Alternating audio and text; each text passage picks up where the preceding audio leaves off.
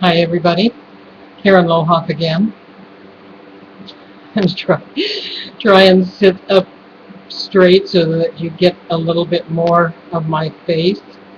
Um, I don't know if my face has just gotten huge and it just takes up too much room or what the deal is. And I'm sitting on a couple of pillows, not that I'm at all short. Oh, I am shrinking.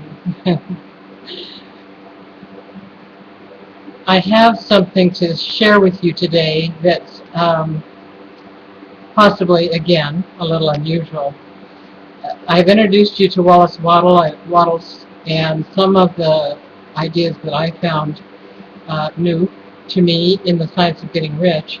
And I'm just going to read a couple of sentences from him at the start here that I really, really appreciate. It just has helped me so much. I have had such misconceptions, I think, as I've looked at people who have become extremely successful, made lots of money, and particular people on the internet. So this is his quote: "You are to become a creator, not a competitor. You are going to get what you want, but in such a way that when you get it, every other person whom you affect will have more than he has now." I don't know about you, but that just suits me to a T. If I'm going to get stuff, I want everybody else to get stuff too. And they get more than they're used to, that's ideal. Now, if you're not acquainted with Abraham Hicks, this is really crazy. I was kind of practicing a little bit beforehand, and I hope I'm not going to repeat myself. I hope that was actually before I turned on the webcam. But Abraham Hicks has been around many years, and I fortunately was put first in touch with him probably around 2004. Someone I worked with shared them with me, and you can find them on the internet by Abraham-Hicks.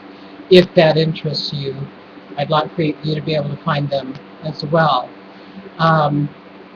The only word I can think of that maybe you would have any difficulty with, it comes in here pretty quick, so I'm going to tell you a little bit about Vortex, and I might as well just tell you, well, that'll probably just confuse you. I had such a strange idea of what they were trying to put across as your vortex, and you would benefit, I think, to know that they teach that we are creatures of vibration. We vibrate, which sometimes when I tell people that, especially my family, that is so foreign to them, they just can't really quite agree, can't quite go along with the idea. But in my mind, there's no question that we vibrate. Probably my initial recognizing of that came, I'm guessing, oh my goodness, it might have been as long ago as 20 years ago. I had found a little center where I could take a couple of things, a couple of items that I had that I found really helpful, that I thought were really helpful towards health, and I could kind of demonstrate them, talk about them in a little private room for not too much cost. And one of the other people there utilizing the same benefit was a man who had a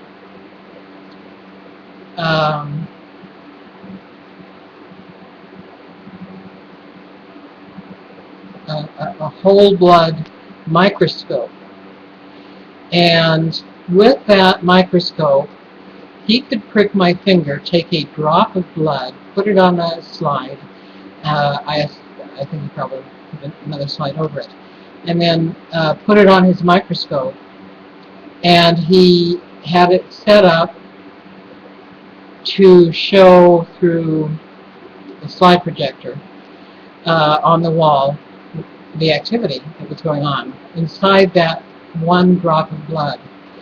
And I was quite amazed as he pointed out the free-flowing cells moving about, just, doing their thing and bumping into each other like bumper cars when they wanted to, bumping off and just, flowing happily and gaily through my blood cell. And then there were, in other places, clumps, just like glued together. And he pointed out how unhealthy that was and why it was unhealthy. And I could relate to that. I could understand that. And then he showed some things that looked like little shards of bone, like little needle points of bone. And he said, this is when you have arthritis. And I thought, oh, I guess so. No wonder it feels painful.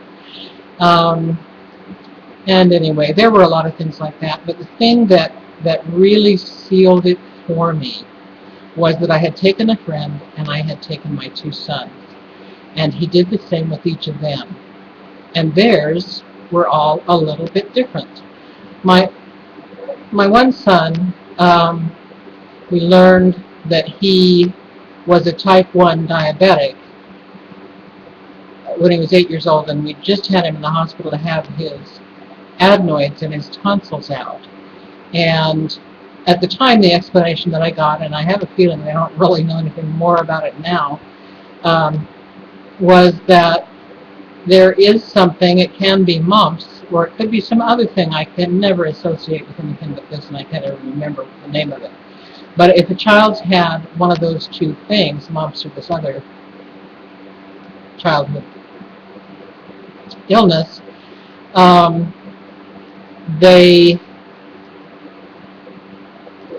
what can happen within the body is the immune system turns against itself, and there's these antibodies that start eating the cells of the islets of Langerhans in the pancreas. And by the time you find out about it, by the time there's any indication of it, what they said was it was too far gone for you to stop it or do anything about it. And so here we had in our family someone with diabetes, and neither my husband nor myself knew anyone with diabetes, and it was quite a little trip in itself. So his blood cells had indicators. I don't recall what they were, and I don't have a tape of it from over 10 years ago. But and then my younger son's situation was different, and he was the youngest of the 4 of us, and he certainly did have more freely moving blood cells and so forth. And then my friend was an entirely different thing from what I experienced, and certainly different from what my children did. And just looking at that, I could tell that there was vibration within me. I could see it. I could watch it. I could observe it with the cells, the blood cells of my body. And then, well, actually, I guess at the same time, because one of the things that I had taken there to demonstrate in the little room that I thought was helping my health was, I don't think I can recall the name of the instrument, but I laid on my back on the floor and put my ankles into these little upside down hills and turned this on, and it vibrated back and forth, and what it created in my body was a swaying back and forth, like I was a fish or something like that. But I like the idea that it might be helpful to me, but the interesting thing was that I could take, I believe it was my blood pressure, Um,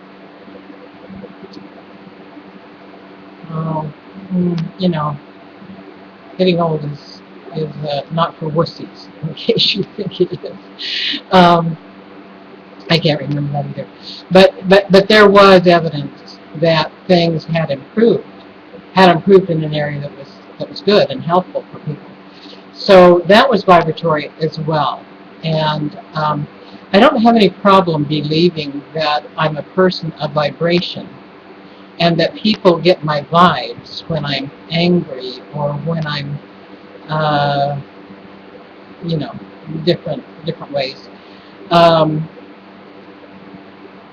but it is a little tricky to figure out how uh, to work those vibrations. So Abraham Hicks talks often about the vortex because they want us to understand we each have our own. And within that vortex, basically are held all of the dreams and hopes and plans and positive things that we've ever wanted in this lifetime. That's where we have put them.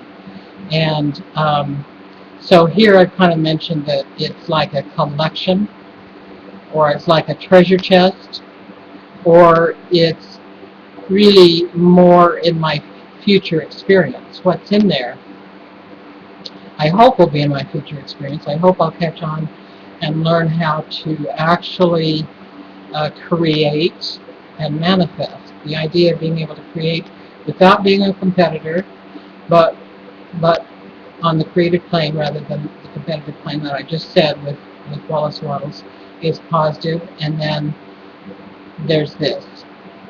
There is more in your vortex than you will allow yourself to expect.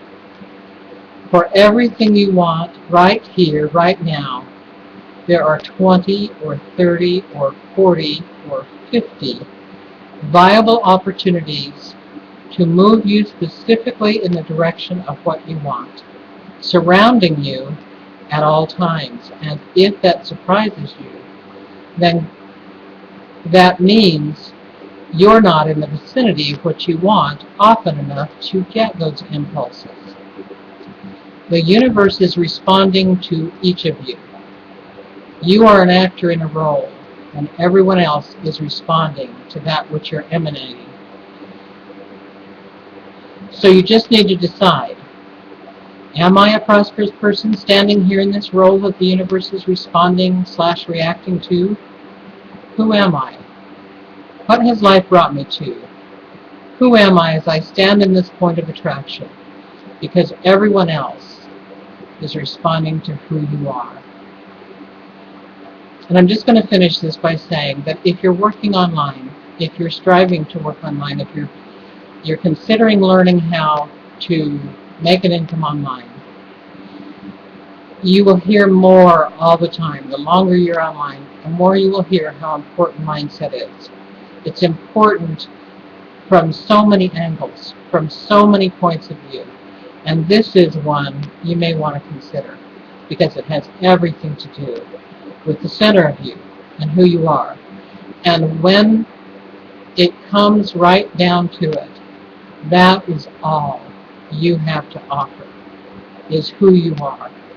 And so you may as well get to know who you are the best you can. Thank you.